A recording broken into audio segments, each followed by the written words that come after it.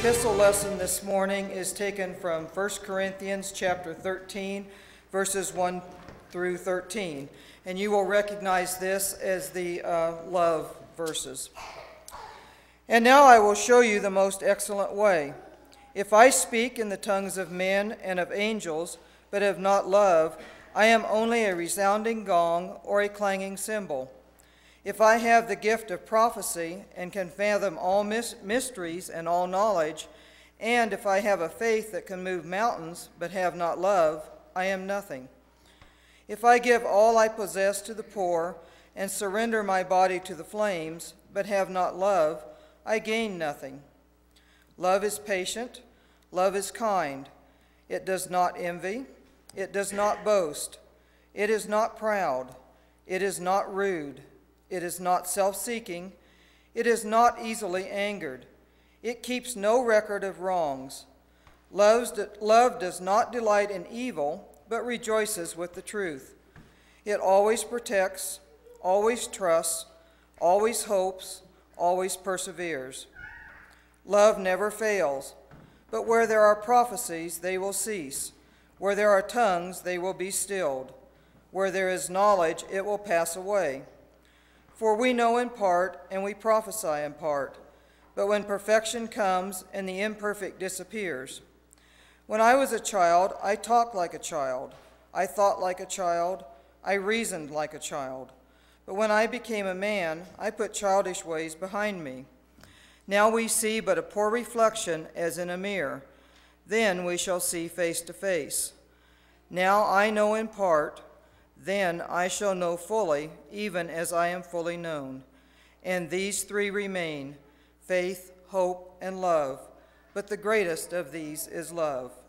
Thanks be to God. I was never, ever good at spelling.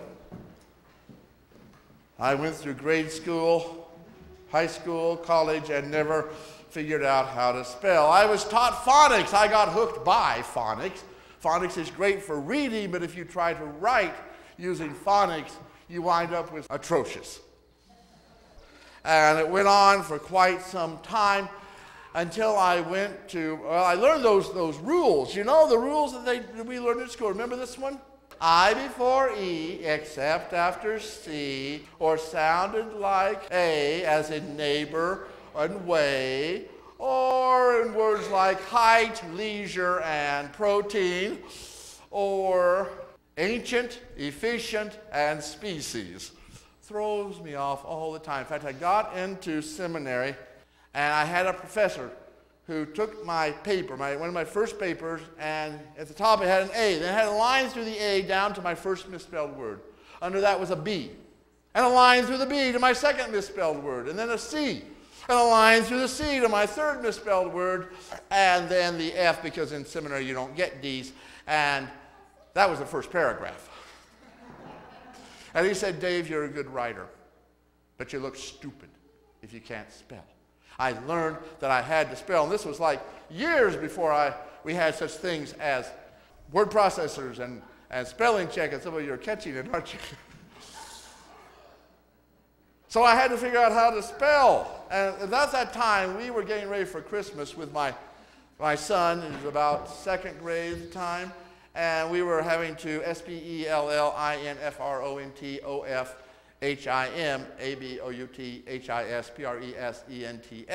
and I suddenly realized, you know, I subvocally verbalize every letter when I'm writing, especially when I'm writing by hand. If I just learned the words, like in the old spelling bee method, where you say the word, you spell the word, you say the word. And then you say the word again, you spell it again, you say it. You get it all tied together. And it worked. But spelling in the English language is terribly confusing because we have adopted words from so many different languages. I mean, there are a lot of tough sentences that children have to plow through. Says O-U-G-H. Anyway. It's the same way, though, with the gospel. How do you explain the center of the gospel in a very simple way to yourself and to others? I've got this story that Nicole Adamson wrote. She's a freelance writer, and she said she went to to church with a friend, and a young family with 2 children, a boy about 6 and a girl about 4, sat in front of them. The little girl was doing her best to sit still, but wasn't quite succeeding. Despite both parents' reminders, several worshipers sitting nearby were showing their annoyance at her restlessness. Then the worship assistant began to read 1 Corinthians 13. Love is patient. The parent continued to gesture, shh, shh. The mother picked the girl up from the floor and put her in the pew. Love is kind. The little girl slid off the pew again, took her brother's face in her hands, and gave him a kiss. He gave her a hug in return. Love is not envious or boastful or arrogant or rude. It does not insist on its own way. It is not irritable or resentful. The father placed his hand on his daughter's head and again asked her to stay still. She finally did. She climbed up on the pew, folded her legs determinedly, and looked straight ahead. It does not rejoice in wrongdoing, but rejoices in truth. It bears all things, believes all things, hopes all things, endures all things. This little girl may not have known it. She may not have understood one word of that lesson, but she knew already what it was all about. You before I. That's the rule. And quite frankly, there are no exceptions. You before I. If we start to look at our lives that way and be putting others first, we change the world. We change the way everything is. Paul is pointing to this. What is the most important part of it all? If I speak in the tongues of mortals and of angels like Jesus did, if I have prophetic powers and understand all mysteries and all knowledge like Jesus did, if I give away all my possessions and if I hand over my body like Jesus did, well, I'll be like Jesus, right? No.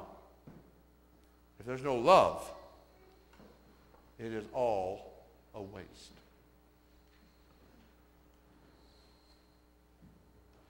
Philip Yancey asked one time, how come the most unsavory characters felt most at home with Jesus? Have you noticed that?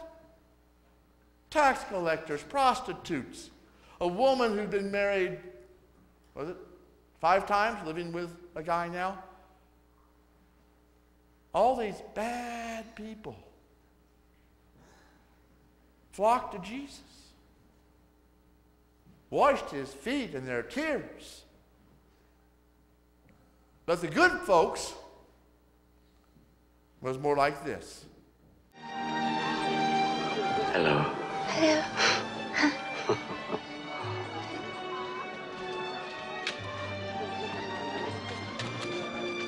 And on the Sabbath he went as usual to the synagogue.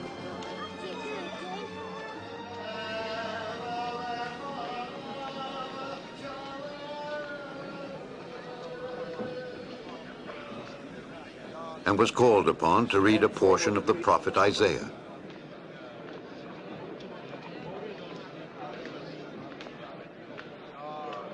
Isn't that Joseph's son? Yes, it is. Be silent.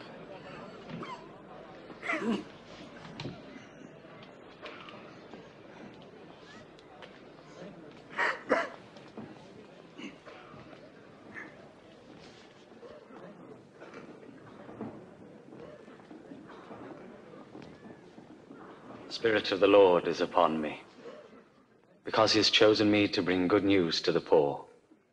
He has sent me to proclaim release to the captives and recovery of sight to the blind, to set at liberty those who are oppressed, and announce that the time has come when the Lord will save his people.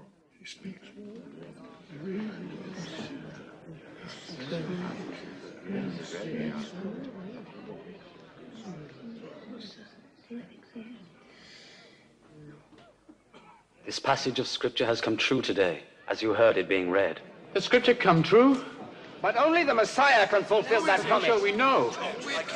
Yes, doubtless you'll quote the proverb to me. Physician, heal thyself. You'll also say to me, do hear the things in your own hometown that we heard were done in Capernaum. I tell you this, no prophet is ever welcome in his hometown.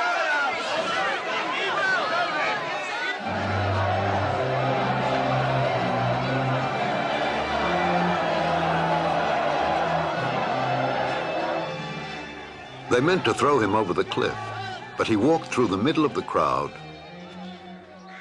and went his way.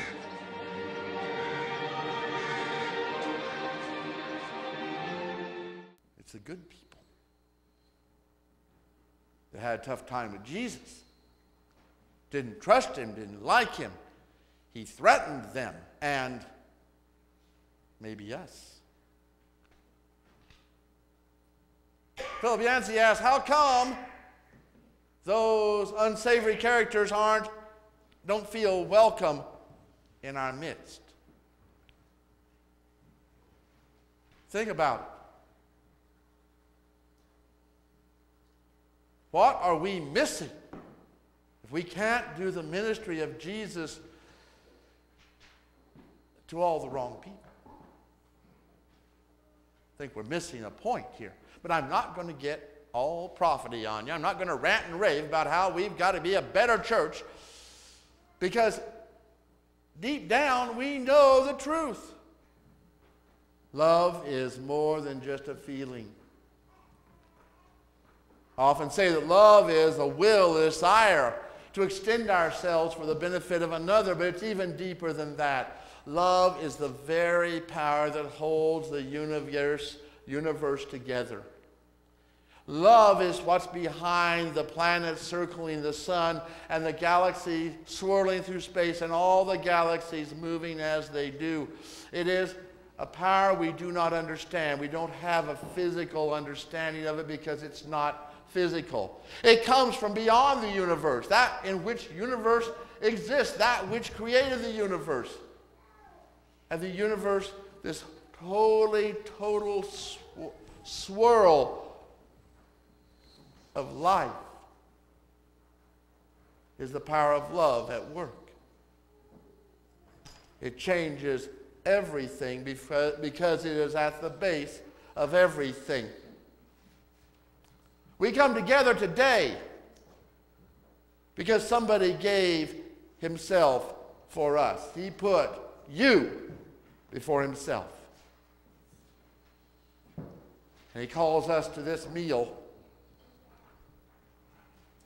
so that we remember that and we have the power and the strength to reach out to others